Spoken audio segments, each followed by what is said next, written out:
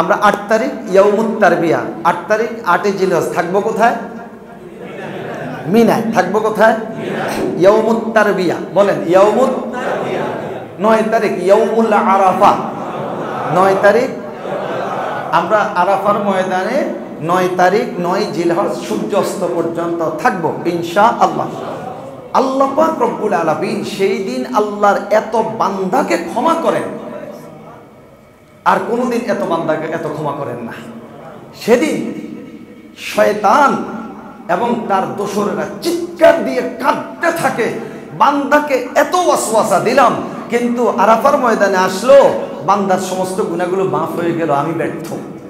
সুবহানাল্লাহ বলেন। আরাফার ময়দানে এত বেশি গুনাহ মাফ হবে। অতএব বেশি বেশি দোয়াতে মাশগুল থাকবেন, সময় নষ্ট করবেন না। কারণ আরাফার ময়দান তো একদিন, ইয়াউমে আরাফা একদিন, না 8 না 10, মাঝখানে শুধু 9। হয়তো কারোর জন্য জীবনে এটাই প্রথম, জীবনে এটাই শেষ। অতএব আরাফার ময়দানে কোনো কথাবার্তা বলার দরকার, একবার বোবা হয়ে যান, শুধু আমলে থাকেন। আল্লাহ তৌফিক দান করেন। ওকুফে আরাফা শেষ, চলে আসবেন মুজদালিফায়। মুজদালিফায় এসে 1 নাম্বার ওযু করবেন, ফ্রেশ হবেন। ওযু করতে গেলে আপনি আশেপাশে দেখবেন ছোট্ট ছোট্ট পাথরের কণাগুলো পড়ে আছে, আপনি কয়টা নেবেন? 70টা। মারতে হবে 49টা, তাই না? আচ্ছা একটু হিসাব করেন। প্রথম দিন 7, এরপরের দিন 21, এরপরের দিন 21, 21 দুগুণে কত হয়? 42, আর 7 49। কিন্তু আপনি 70টা 21টা কেন বাড়তে দিচ্ছেন? যদি আপনার 13 তারিখে মারা লাগে, অথবা আপনার 2-1টা পাথর এদিক সেদিক খোয়ানি যায়, তাহলে ওইটা যাতে আপনি ফিল আপ করতে পারেন, পূরণ করতে পারেন, সেই জন্য আপনি কয়টা পাথর নেবেন? 70টা পাথর নেবেন। আপনার বুটের ডালের মতো, সোনা বুটের মতো ছোট্ট ছোট্ট পাথর আপনি নিয়ে নেবেন। আর জামারাতে যখন পাথর মারতে যাবেন, উত্তেজিত হওয়ার দরকার নাই, কেমন?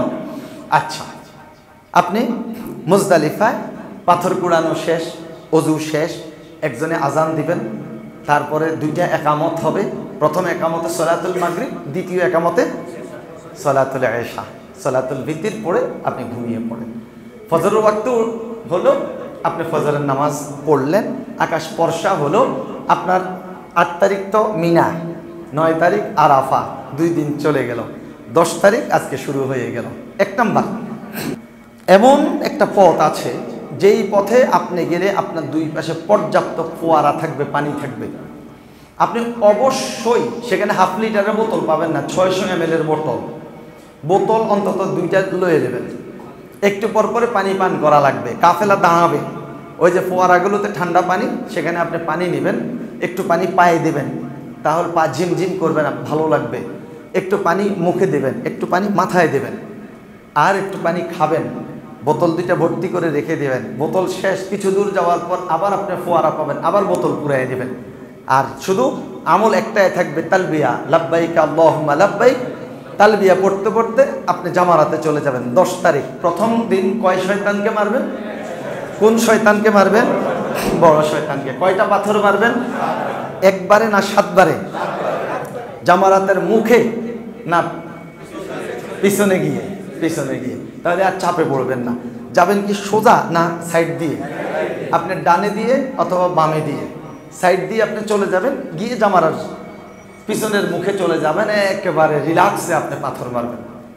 একটা একটা বিসমিল্লাহু আকবার 1, বিসমিল্লাহু আকবার 2, আল্লাহু আকবার 3, আল্লাহু আকবার 4, আল্লাহু আকবার 5, আল্লাহু আকবার 6, আল্লাহু আকবার 7 হয়ে গেল জামারাতে পাথর মারা। এবার আস্তে আস্তে আল্লাহর নাম বলে মক্কায় যান, অথবা আপনার মুআল্লিম যদি বলে তাবুতে যান। এরপর কাজ হবে কোনটা? কোরবানি। কোরবানি হয়ে গেল, আপনি নিশ্চিত হলেন, মাথা মুন্ডন। মাথা মুন্ডন করে আপনি গোসল করে ফেলবেন, ফ্রেশ, গায়ের মধ্যে ঘামতাম ছিল, একদম ফ্রেশ। সেলাই করা কাপড় চোপড় পরিধান করবেন, একটু বিশ্রাম নেন আপনার হোটেলের মধ্যে, সময় সুযোগ মতো আপনার মুআল্লিমের সাথে আলোচনা করে এরপর আপনি কাবা শরীফে চলে যাবেন। সেলাই করা কাপড় চোপড় পরিধান করে আপনি তাওয়াফে জিয়ারাত, তাওয়াফে ইফাদা, ফরজ তাওয়াফ করবেন। এরপর সাথে সাথে সাইটা করে নেবেন। হুজুর আমাদেরকে তো সেলাই করা কাপড় চোপড় পরে মাথাপে নামতে দিবে না, আমাদের তো তখন উমরার ড্রেস নাই। 10, 11, 12, 13, 14 কয় দিন? 5 দিন আপনি সেলাই করা কাপড় চোপড় পরিধান করে অ্যাভেলেবেল আপনি মাতাফে যেতে পারবেন, কোনো বাধা দিবে না। এরপরে 15 তারিখ থেকে আবার ক্লোজ করে ফেলবে, খেয়াল রাখবেন আপনারা। তখন মাতাফে যাইয়া যতটুকু পারেন তওয়াফ করেন, ইবাদত করেন, কোনো বাধা নাই। আর অনেকে বলছেন যে আপনি এটাকে কি বলে হাতিমের মধ্যে নামাজ পড়তে চান, ওই সময় হাতিমে নামাজ পড়ার সুযোগটা আপনি গ্রহণ করার চেষ্টা করেন। সম্মানিত হুজ্জাজবৃন্দ, আমাদের কত তারিখ গেল? 10 তারিখ গেল, 11 তারিখ। আর কোনো কাজ নেই। মিনাতে অবস্থান করবেন, 5 ওয়াক্ত নামাজ পড়বেন, আল্লাহ বিল্লাহ করবেন, তাসবিহ তাহলিল করবেন, কোরআন তেলাওয়াত করবেন, জিকির আজকার করবেন। আর সূর্য যখন পশ্চিম আকাশে হেলে যাবে 11 তারিখ, কয়টা জামরাতে? 3টা জামরাতে আপনি পাথর মারবেন। যাওয়ার সময় তালবিয়া তো নাই, কি পড়বেন? আল্লাহু আকবার, আল্লাহু আকবার, লা ইলাহা ইল্লাল্লাহু, আল্লাহু আকবার, আল্লাহু আকবার, ওয়ালিল্লাহিল হামদ। বিশেষ করে এই আমলটা করতে করতে জামারাতে চলে যাবেন। 11 তারিখ। 12 তারিখ কয়টা জামারাতে পাথর মারবেন? 3টা জামারাতে। এরপর 12 তারিখ কি মিনা থাকবেন নাকি? সূর্যাস্তের আগেই মিনা ত্যাগ করবেন, তাহলে 13 তারিখে আর আপনার পাথর মারা লাগবে না। বাকি থাকে আর আমাদের একটা কাজ, বলেন তো সেই কাজটা কোনটা? বিদায় তো। মাশাআল্লাহ, এই তো হজ হয়ে গেল। তো আল্লাহ সকলকে কবুল করুন। খুব সহজ, শুধু আপনারা বইটা ফলো করবেন, কোনো মুআল্লিম আপনার লাগবে না। আপনি এটা ফলো করে এটা বেশি বেশি পড়বেন। আর ডে বাই ডে আপনার কোন দিন কী করতে হবে, 8 তারিখ কী করতে হবে, 9 তারিখ কী করতে হবে, 10 তারিখ কী করতে হবে, 11 তারিখ কী করতে হবে, 12 তারিখ কী করতে হবে, ডে বাই ডে আছে না উল্লেখ? আপনারা অনুসরণ করবেন ইনশাআল্লাহ। আল্লাহ কবুল করুন, আল্লাহ মঞ্জুর করুন, আল্লাহুম্মা আমিন।